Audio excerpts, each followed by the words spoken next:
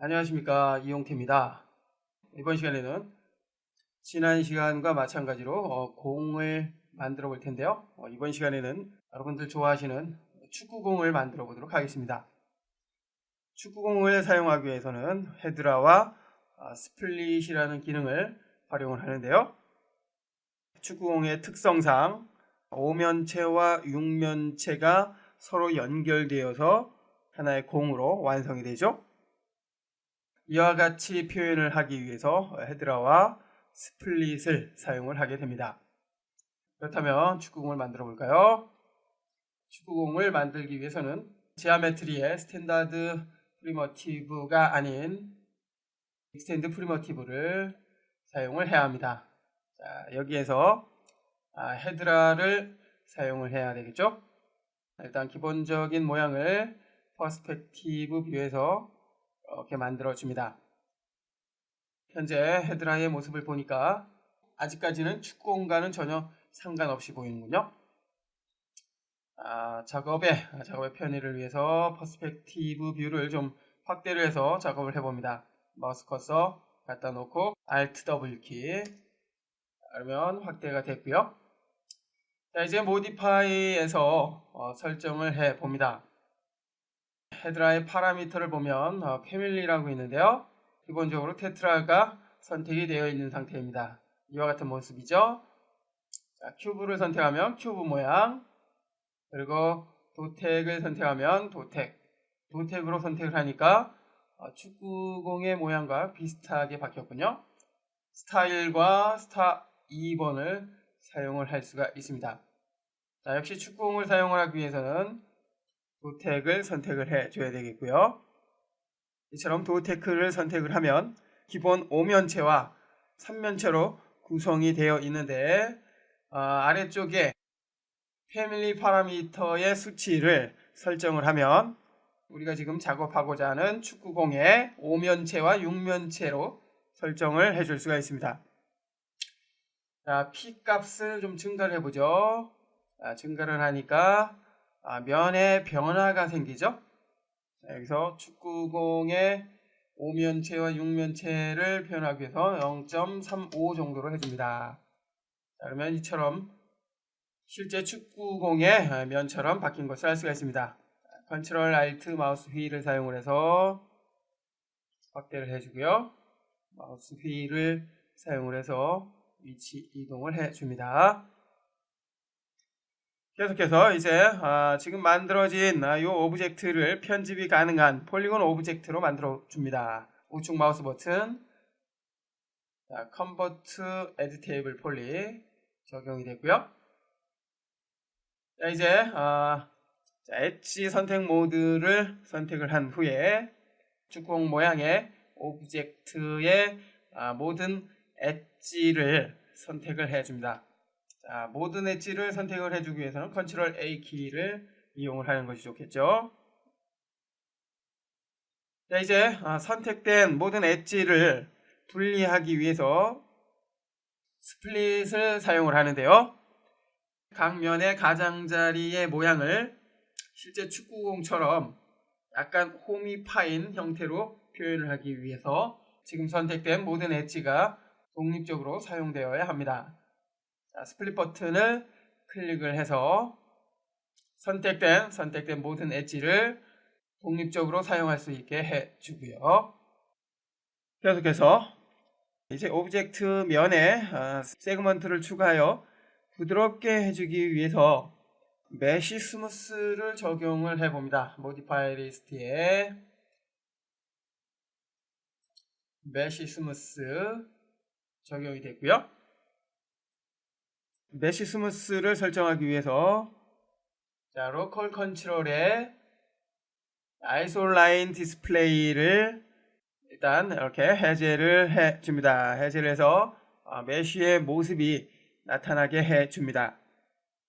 자, 이제 메쉬를 더욱 촘촘하게 해주기 위해서 서브디비전 어마운트의 이터레이션을 이 정도로 증가를 해줍니다. 그러면 이처럼 메쉬가 2배로 증가된 것을 알 수가 있습니다. 계속해서 에디테이블 폴리 자극 구간을 선택을 한 후에 폴리곤 선택 모드를 선택을 해주는데요.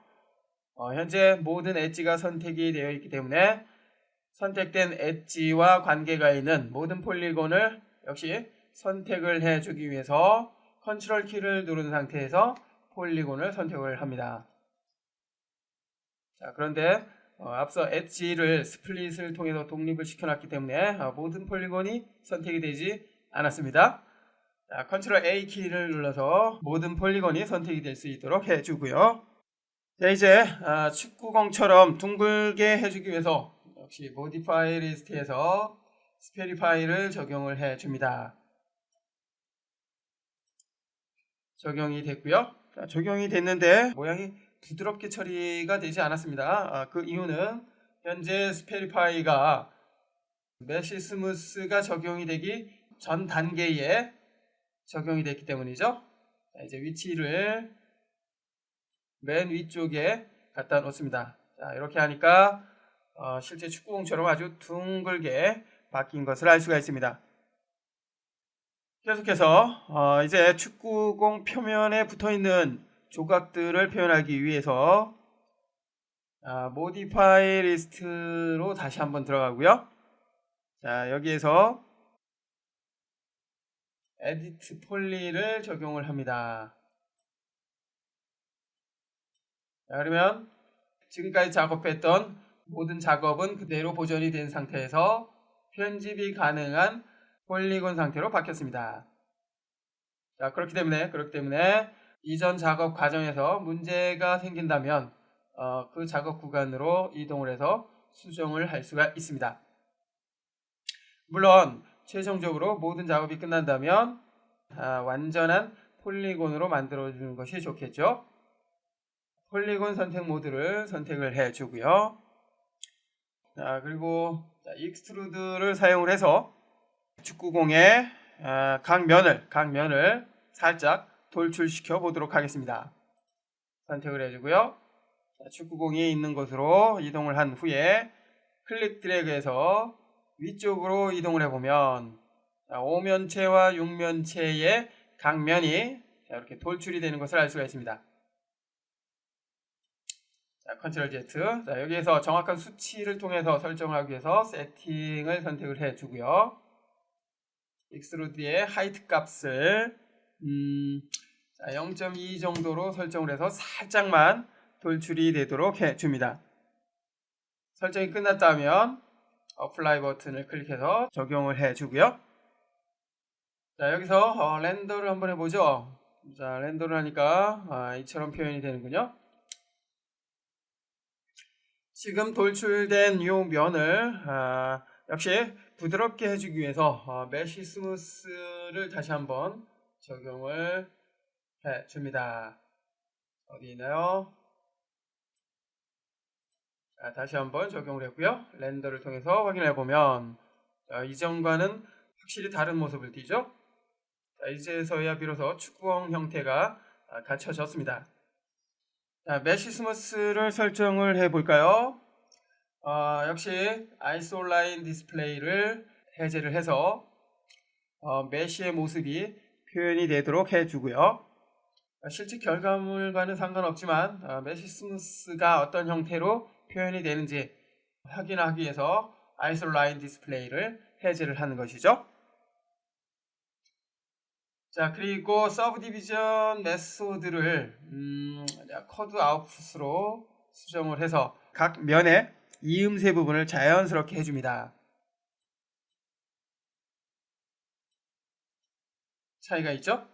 다시 렌더 경계 부분이 이전보다 훨씬 자연스럽게 연결이 된 것을 알 수가 있습니다. 축구의 형태가 모두 잡혔기 때문에 이제 재질을 적용을 해줘야 되겠죠? 재질 작업을 하기 위해서 매터리얼 에디터를 열어줍니다. 이번에도 역시 컴팩트 매터리얼 에디터를 사용을 합니다. 첫 번째 슬롯을 선택을 해주고요. 이번 시간에도 역시 축구공의 각 면을 하나의 매터리얼을 통해서 적용을 할 것입니다. 자, 그렇게 하기 위해서 멀티 서브 오브젝트를 사용을 해줘야 되겠죠? 일단 매터리얼의 이름을 축구공이라고 해주고요. 자, 그리고 get 매터리얼을 선택을 해서 매터리얼 맵 브라우저를 열어줍니다. 매터리얼 스탠다드에 멀티 서브 오브젝트를 적용을 해줘야 되겠죠. 더블 클릭. 적용이 됐고요. 셋 넘버를 선택을 해서 사용할 아이디 넘버를 지정을 해줍니다. 이번에는 3개를 사용을 해봅니다. 3개를 사용하는 이유는 지금 축구공을 위해서 사용이 된 헤드라 오브젝트는 각 면에 대한 고유 아이디가 3개로 사용이 되고 있기 때문입니다. 일단 작업을 하다 보면 금방 이해를 할 것이고요. 먼저 첫 번째 1번 아이디에 대한 편집을 시작을 해보도록 하겠습니다. 서브 매터리얼의 넌 버튼을 선택을 해주고요. 자, 스탠다드를 사용하기 위해서 스탠다드 오케이. 스탠다드는 일반적인 매터리얼 작업을 할 때 사용이 되는 방식이죠.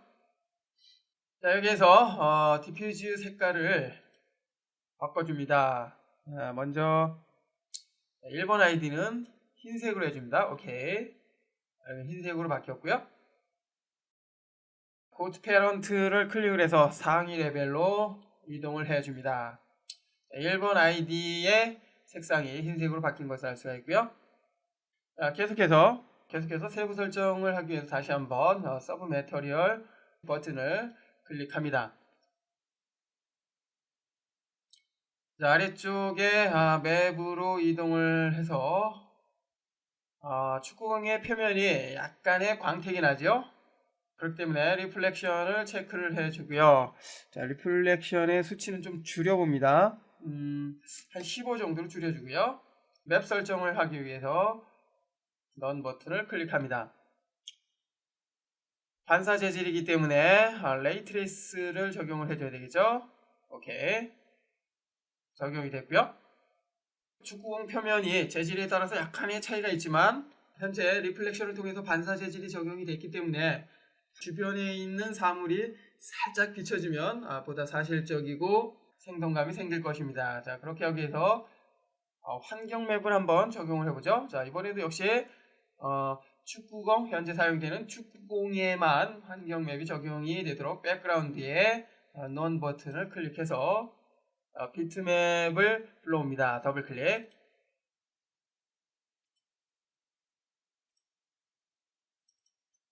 학습 자료 폴더에서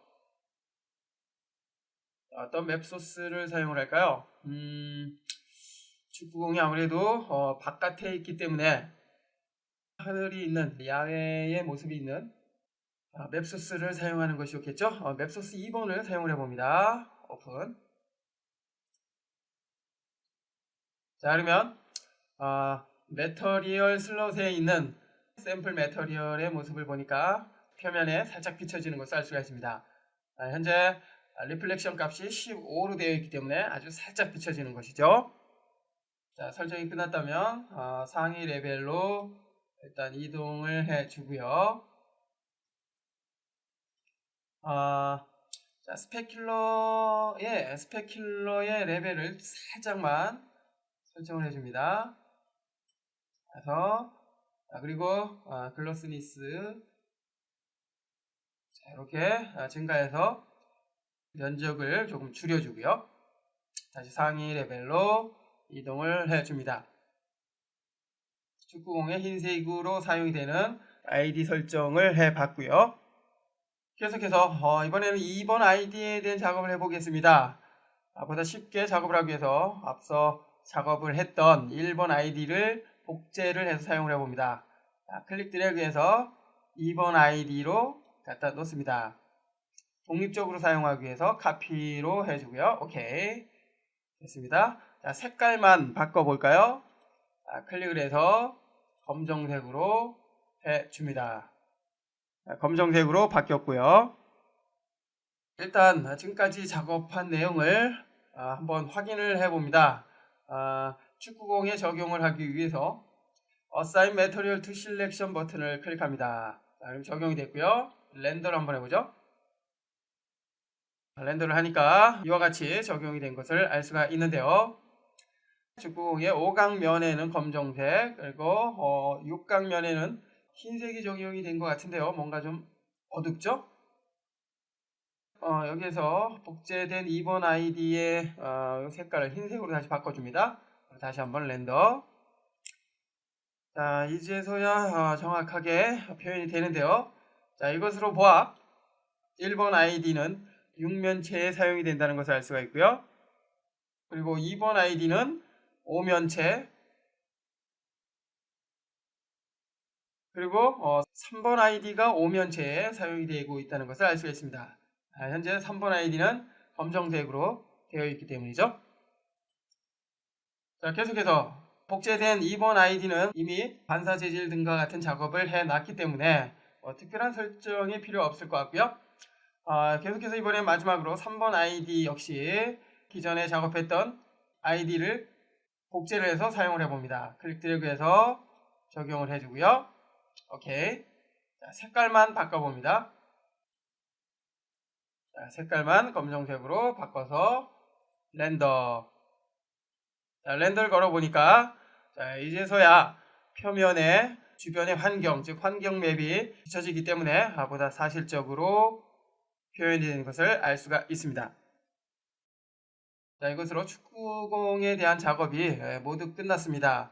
축구공은 헤드라를 통해서 이렇게 만들어줄 수 있다는 걸 알 수가 있고요. 헤드라 표면에 고유 아이디 3개를 사용을 해서 지금처럼 하나의 매터리얼을 통해서 쉽게 각 표면에 맞는 재질을 적용하는 방법에 대해서도 살펴봤습니다. 자, 여러분은 바닥을 하나 만들고요. 그리고 조명을 설치를 해서 작업을 마무리해 보십시오. 축구공이 있는 바닥은 이전 강좌인 테니스공 만들기에서 살펴보았던 운동장 느낌의 황토색 바닥을 만드는 것과 비슷한 방법으로 색깔만 잔디 느낌의 초록색으로 설정을 해 보시고요. 그림자가 살짝 비춰줄 수 있도록 조명을 설치를 해서 작업을 마무리해 보십시오. 이번 시간에는 헤드라 오브젝트와 스플릿을 사용을 해서 축구공을 표현을 해 봤습니다.